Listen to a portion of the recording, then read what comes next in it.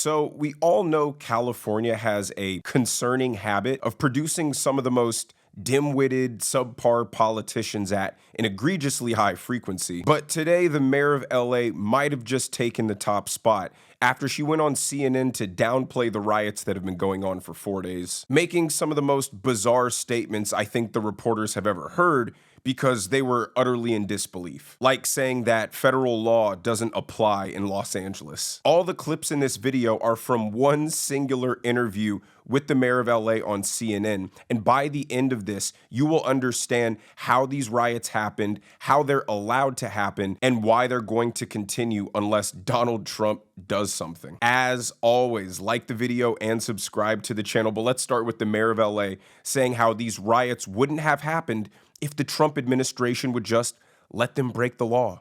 Well, I just have to say that if you dial back time and go to Friday, if immigration raids had not happened here, we would not have the disorder that went on last night. I will tell you that it is peaceful now, but we do not know where and when the next raids will be.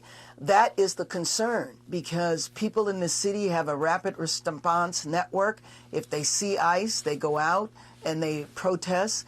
And so it's just a recipe for pandemonium that is completely unnecessary. Nothing was happening here. Los Angeles was peaceful before Friday. This is why California politicians are so scary on a national level, because they've legitimately internalized that following the law is optional. These riots wouldn't have happened if these raids wouldn't have happened. Well, these raids wouldn't have happened if LA County wasn't harboring 1 million illegal immigrants. They believe illegal immigrants are entitled to live in California, and the federal government has absolutely no say in the matter. These are the people who will pass laws that allow you to avoid arrest if you shoplift under $1,000 of merchandise, because their perverted, radical, racist philosophy is that any kind of criminality is a result of poverty. And because black people and brown people are the poorest demographic, any enforcement of rules and laws is therefore racist. But here she continues to express her extreme frustration and confusion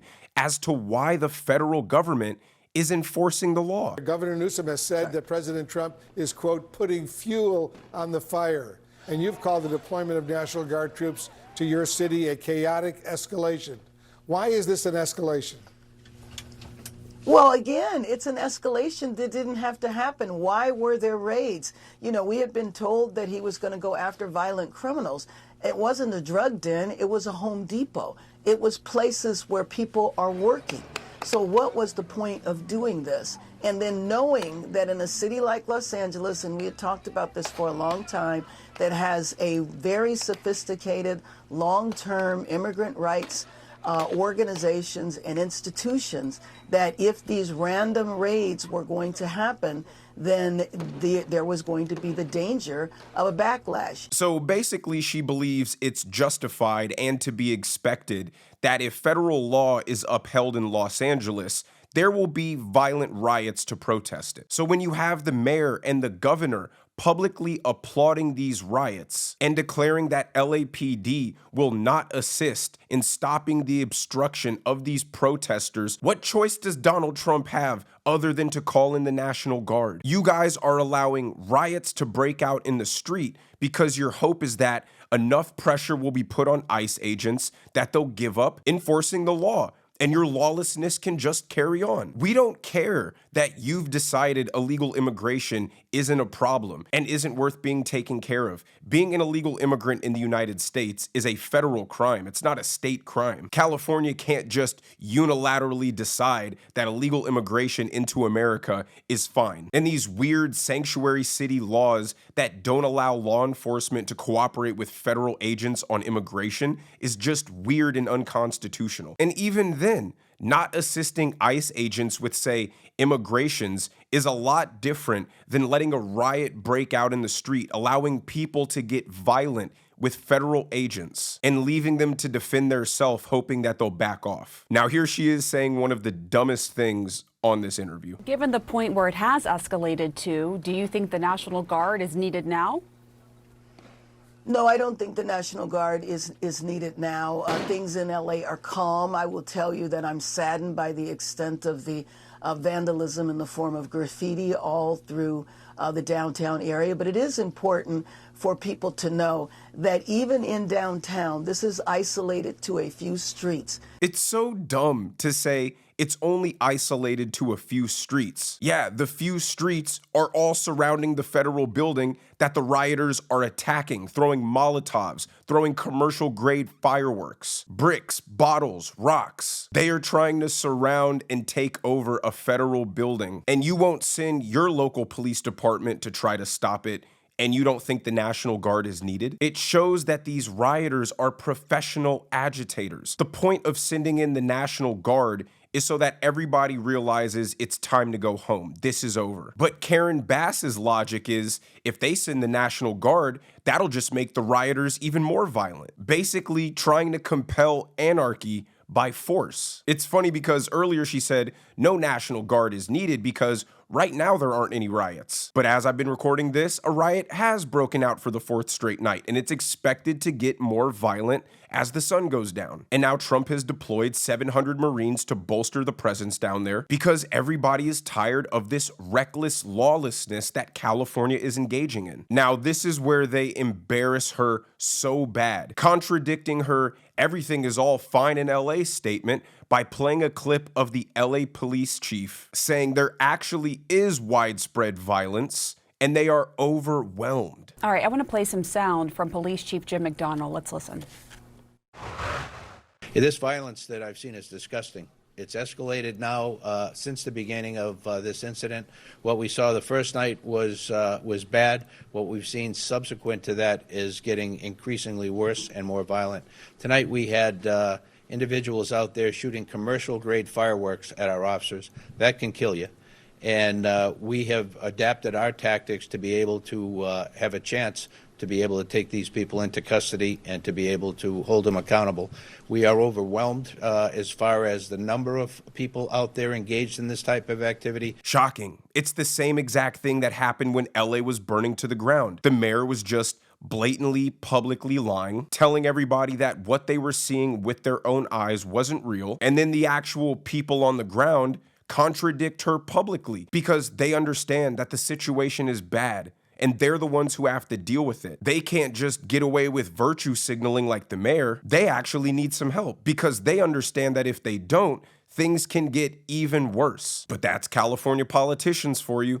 Really, the entire Democrat Party was infected by that culture of dishonesty. We see protesters shooting fireworks at law enforcement, throwing Molotov cocktails, lighting cars on fire, and they have the gall to get on live TV and say these are peaceful protests. Now, let's listen to her respond to what the police chief said, and these CNN reporters really grill her here. Back to what we just heard from the LAPD chief, you said that you're totally in sync with the police chief. He is saying that he's overwhelmed, that his forces are overwhelmed. What more do you need to hear from him to bring in more resources, to bring him the support that he is saying he needs?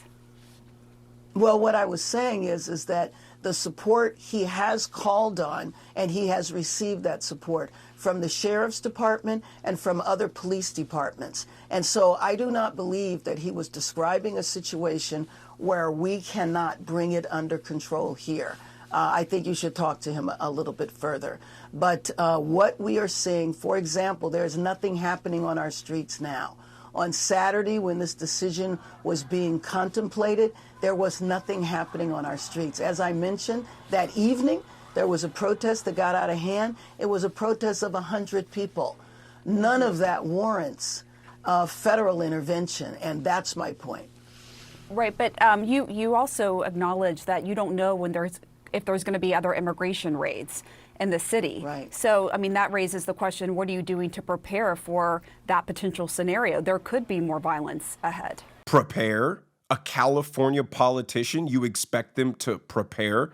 That would require a little bit of competence, at least. I mean, lack of preparation is what led to Los Angeles burning down. California politicians don't think, they don't plan, they just virtue signal and implement the most radically woke policies you could ever think of. They don't care if these policies ruin Los Angeles. They just want to talk about how good and kind they are. It's so intentional that they always talk about illegal immigrants as just immigrants. LA is a pro-immigrant city. These are hard-working immigrants. These are people who broke into our country illegally, completely disregarded our policies and our procedures, giving a giant middle finger to one of our most important cultural values, rule of law, undercutting American wages, draining federal and state welfare systems designed to help Americans in need, and then riot in the streets, waving the flag of the country that was supposedly so bad you had to run for your life from. They don't want to be American. They like the comforts of living in America, especially when deranged Democrats are creating policies that prioritize these illegal immigrants at the expense of their normal citizens, but they want to keep their language. They want to keep all their customs, all their values. Like every time I go to McDonald's,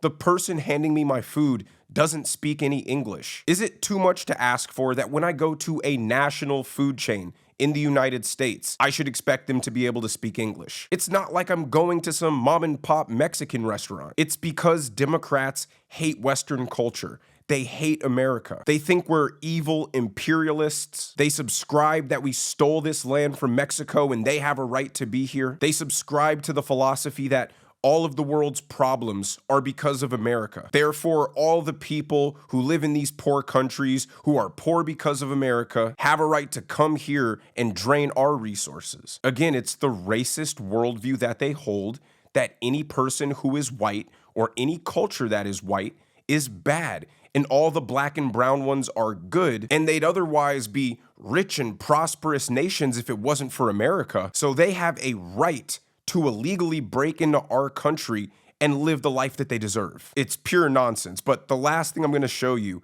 is them hitting Mayor Karen Bass with the ultimate smackdown, showing her a poll that shows Americans are in favor of deporting illegal immigrants, and asking her if she's the one who's out of touch. I want to share the CBS poll. It shows 54% of Americans approve of the Trump administration's program to deport illegal immigrants. A minority, 46%, disapprove. Are Democrats out of touch on this issue? Well, I think if you did the polling in Los Angeles, I'm not sure it would be that way, considering we are a city of immigrants. And then people might approve that policy, but do people really approve the federal government coming in and seizing power from a state and from a city? So I drill down a little further on that poll, because I do not believe that Americans support the federal intervention in a city takeover or a state takeover. See, the Democrats are so out of touch because they can't for a second imagine that people think differently than them. No, not everyone thinks illegal immigration is fine and dandy. If they did, Donald Trump wouldn't have won. No, we don't care about the sob stories of hardship. Basically, 70% of the world has a sob story. And no, we're not upset at the methods in which Donald Trump is using to achieve this goal. Joe Biden treasonously let in 20 million illegal immigrants in a 4-year period, completely overwhelming the country. But we're supposed to conduct deportations in a way that appeases Democrats. They'll say, yeah, we support deporting the violent gang members and criminals, but these people overwhelmingly live in sanctuary cities because they know the law enforcement doesn't cooperate with ICE. So they're essentially allowing illegal, violent foreign nationals to walk the streets of America, and they don't believe the federal government is entitled to stopping that. But let me know what you guys think down in the comment section below. If you enjoyed the video, make sure you hit that like button. Make sure you subscribe to the channel if you haven't already. Turn on the notification bell so you never miss a video. And I will see you guys in the next one.